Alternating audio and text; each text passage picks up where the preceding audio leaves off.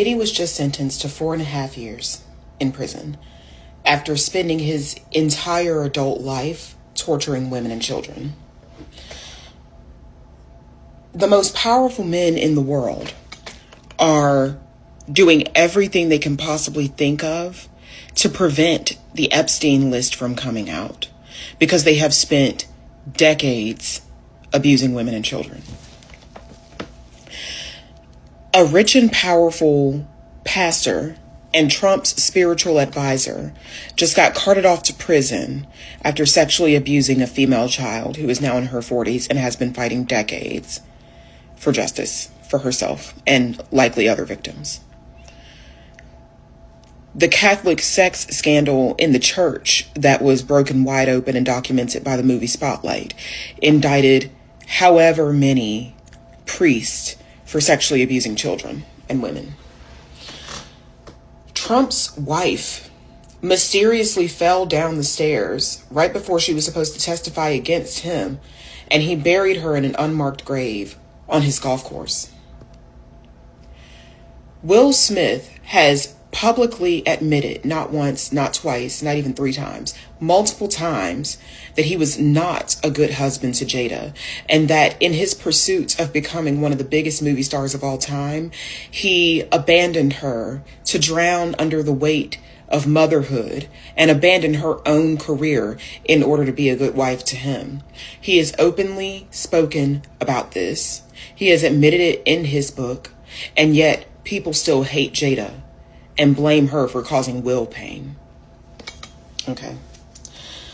Kanye West has been openly insane for at least a decade now.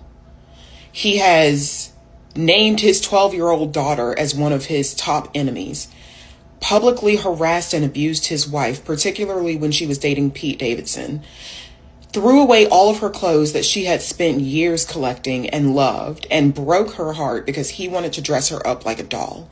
He screamed in her mother's face, screamed at his wife, screamed at all of his female cousins, never screamed at a man like that, though. And if he did, he was quickly checked and backed down easily. Lamar Odom is a crackhead and a whoremonger.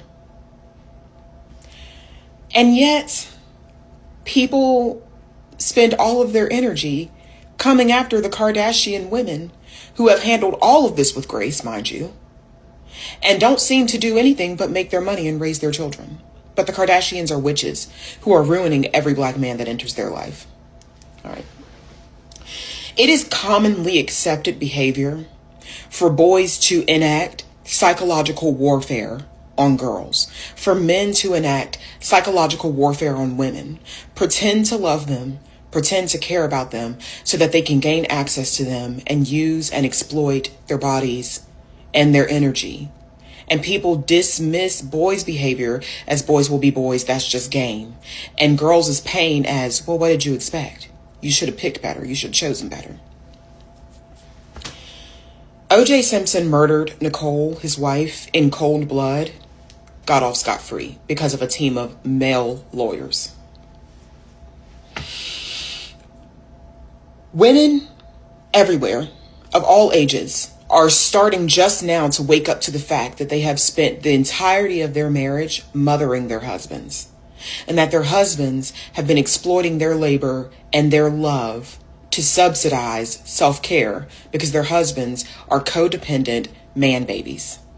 And women have been wasting their entire lives being mothers to grown-ass men who don't love them but need them. Okay. The black community chose Clarence Thomas over Anita Hill. They supported Clarence Thomas, dismissed Anita Hill.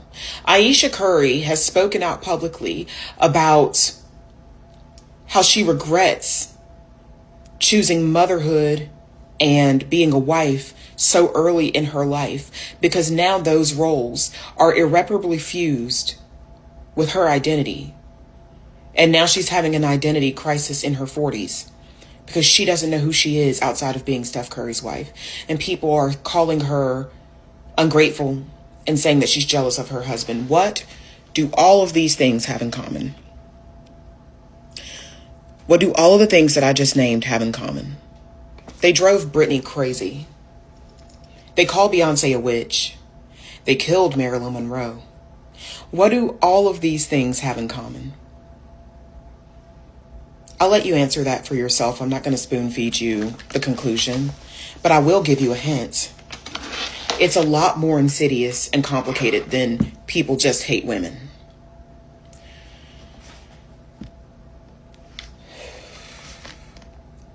When the first wave of feminism started, there was a parallel counter effort to fight against that wave of feminism. There is always a parallel counter effort to every progressive movement. It doesn't matter what it is. First wave feminism started in the 1830s, about a decade or two after women started working outside of the home.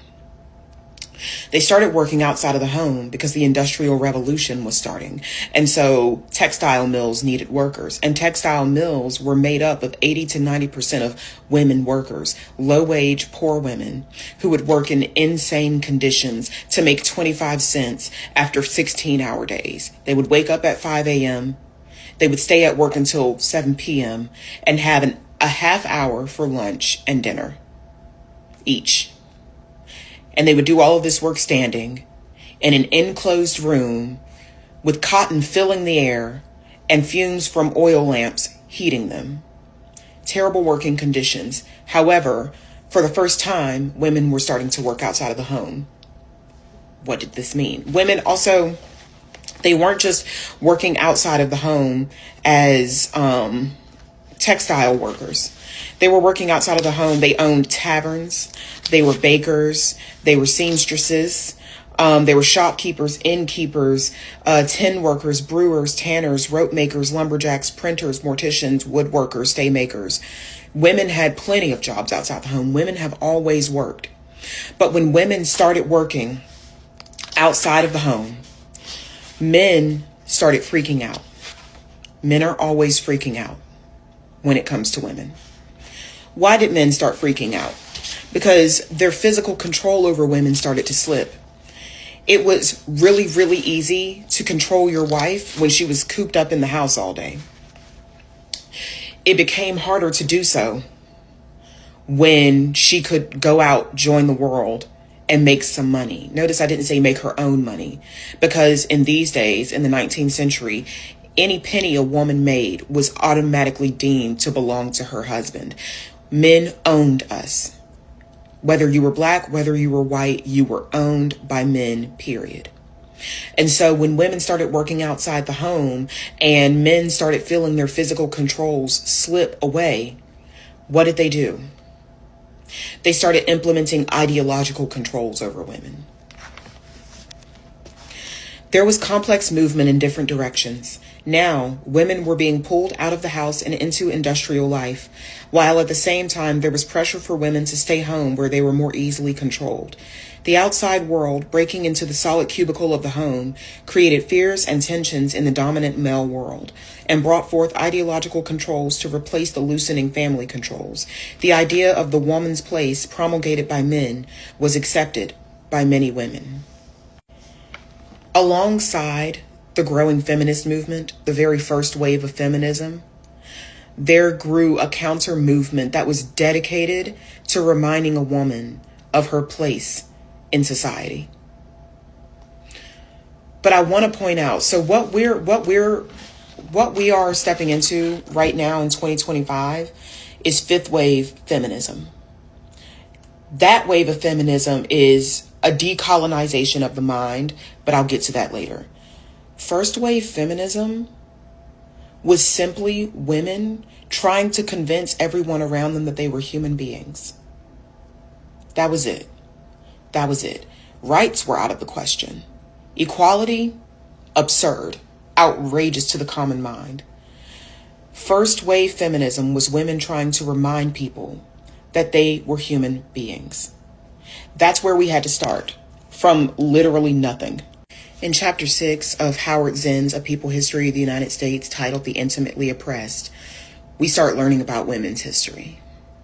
Yeah.